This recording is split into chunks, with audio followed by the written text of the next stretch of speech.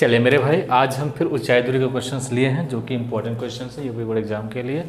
तो आप लोग को हमने सिर्फ और सिर्फ इम्पॉर्टेंट क्वेश्चंस का ही एक हमने प्लेलिस्ट करवा दिया है, जो कि करीब आप लोग अगर देखेंगे तो वहाँ पर अब 15-20 वीडियो इससे मिलेंगे ऊंचाई दूरी से रिलेटेड और त्रिकोणमिति से रिलेटेड, कि आप लोग का सिर्फ वहाँ से देखने से एक चैप्टर 2 चैप्टर क्लियर हो जाएगा त्रिकोणमिति और ऊंचाई दूरी का। अगर आप लोग अपनी बेहतर तैयारी करना चाहते हैं प्यारे दोस्त, तो आप लोग 15 से 20 मिनट लगेगा, वो वीडियो आप लोग सब देख लीजिएगा और देखने के बाद फिर बताइएगा कमेंट में करके कि वीडियो कैसा लगा और उसमें क्या कंटेंट है, कंटेंट कैसा है और किस तरह का कंटेंट उसमें आप लोग को बताया गया है।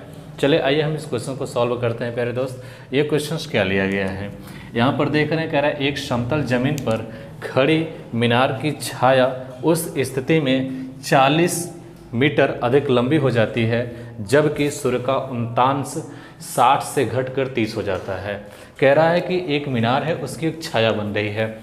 उसकी छाया कह रहा है जब यहाँ कोण हमारा 60 डिग्री था, जब कोण 60 डिग्री से घटकर हमारा 30 डिग्री हो गया तो छाया की जो लंबाई थी वो हमारा 40 मीटर बढ़ गया। छाया की लंबाई कितनी बढ़ गया? 40 मीटर। अर्थात छाया के एक सिरे से मीनार के शिखर का उन्नयन कोण 60 और डीबी की छाया की लंबाई है, जबकि उन्नयन कोण हमारा कितना है? 30 डिग्री है। मीनार की ऊंचाई मतलब वो जो मीनार था, मीनार की जो छाया बन रही थी, उस मीनार की ऊंचाई कितनी होगी।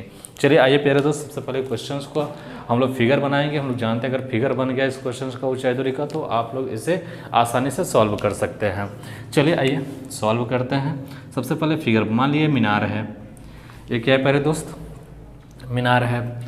अब मीनार में कह रहा है पहले 60 डिग्री एंगल बन रहा है पहले से, तो हम 60 डिग्री एंगल बनाएंगे। कितना बनेगा? 60 डिग्री एंगल बन रहा है।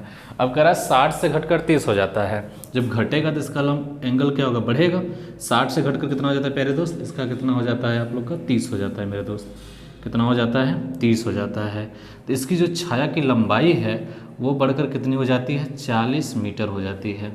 बढ़कर कितनी हो जाती है? 40 मीटर। पहले कितनी थी हमें नहीं पता है, तो पहले हम मान लेते हैं कितना था? यक्स रहा होगा। कितना रहा होगा प्यारे दोस्त? यक्स। और जो मीनार की ऊंचाई रही होगी वो हमारा कितना होगा? यच प्लस यच मान लेते हैं। कितना मान लेते हैं? यच। यानी जो मीनार की ऊंचाई थी वो कितना था? यच था।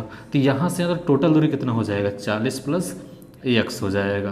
कितना हो जाएगा मेरे दोस्त? 40 प्लस यक्स हो जाएगा। इसका नामकरण कर दीजिए। तो यहाँ नामकरण A, B, C और यहाँ पर D। चलिए आइए देखते हैं। सबसे पहले यहाँ पर लिखेंगे, माना जो मीनार की ऊंचाई है वो कितना है? h मीटर है। माना मीनार की ऊंचाई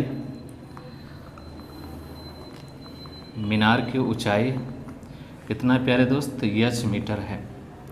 कितना है? h मीटर है।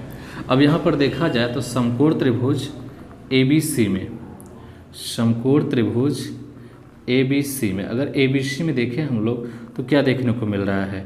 tan theta is equal to, यहाँ पर देखें तो BC हम लोग से पूछा जा रहा है और AB हम लोग को दिया है 40 प्लस एक्स। तो यहाँ से लिखेंगे ये हो जाएगा BC अपॉन में AB। अगर थीटा की बात करें प्यारे दोस्त, थीटा इक्वल टू कितना दिया हुआ है? तो 30 दिया हुआ है। और BC की बात करें तो h है, AB की बात करें तो 40 प्लस x है।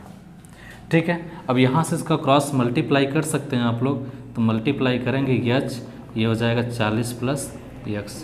मल्टीप्लाई कर दीजिए, 40 plus x is equal to, ये हो जाएगा करड़ी में 3h हो जाएगा। इक्वेशन नंबर फर्स्ट मान लेते हैं।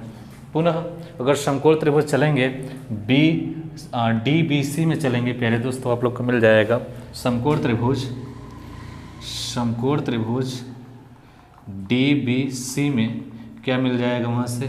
tan theta is equal to, अगर tan theta is equal to देखेंगे तो लंब वही रहेगा, BC रहेगा, और आधार कितना हो जाएगा मेरे प्यारे दोस्त? BD हो जाएगा।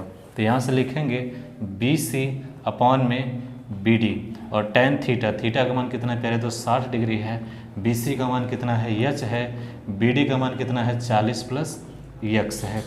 कितना है? 40 प्लस सिर्फ x है, सिर्फ कितना है? x है। तो ये हो जाएगा करड़ी में 3 और ये हमारा हो जाएगा x। तो x इक्वल टू कितना हो जाएगा? h अपान में करड़ी में 3। h अपान में करड़ी में कितना हो जाएगा? 3 हो जाएगा। अब x की वैल्यू आ गया, h अपान में करड़ी में 3 आ गया। अब इस यक्ष का मान हम लोग रख देंगे समीकरण नंबर 1 में और रखने के बाद इसको सॉल्व कर लेंगे तो हम लोग का आंसर आ जाएगा। यक्ष का मान समीकरण 1 में रखने पर, समीकरण 1 में रखने पर चलिए रखते हैं और फिर निकालते हैं 40 एच अपान में करड़ी में 3 इज इक्वल टू करड़ी में कितना हो जाएगा 3h। एच को ट्रांसफ़र कर लीजिए, पक्षांतर कर लीजिए, करड़ी में 3h, एच अपान में करड़ी में 3, करड़ी में 3 से आप लोग क्या कर देंगे मल्टीप्लाई कर देंगे तो हो जाएगा आप लोग का 3h माइनस एच अपान में करड़ी में 3, करड़ी का 3 मल्टीप्लाई करेंगे 40, करड़ी में 3 हो जाएगा 2h। और यहाँ से आप लोग जानते हैं 2 से हमारा 40 कटेगा प्यारे दोस्त, कितनी बार आ जाएगा 20 बार में, तो एच इक्वल टू कितना आ गया मेरे प्यारे दोस्तों 20 करड़ी में 3। कह सकते हैं जो मीनार की ऊंचाई होगी वो कितनी हो जाएगी 20√3। वही मीनार है जिसका हम लोग का उन्नयन कोण 60 से घटकर कितना हो गया था 30 हो गया था और उसकी छाया की लंबाई कितनी हो गई थी 40 मीटर बढ़ गई थी। तो एक्चुअल में जो मीनार की ऊंचाई थी वो 40√3 था। ठीक है दोस्त, तो इस तरीके से ही आप लोग का जो ऊंचाई दर क्वेश्चन था ये समाप्त होता है। अब इसके बाद आप लोग का जो नया चैप्टर है उसमें चलेंगे और इसको स्क्रीनशॉट कर लीजिएगा।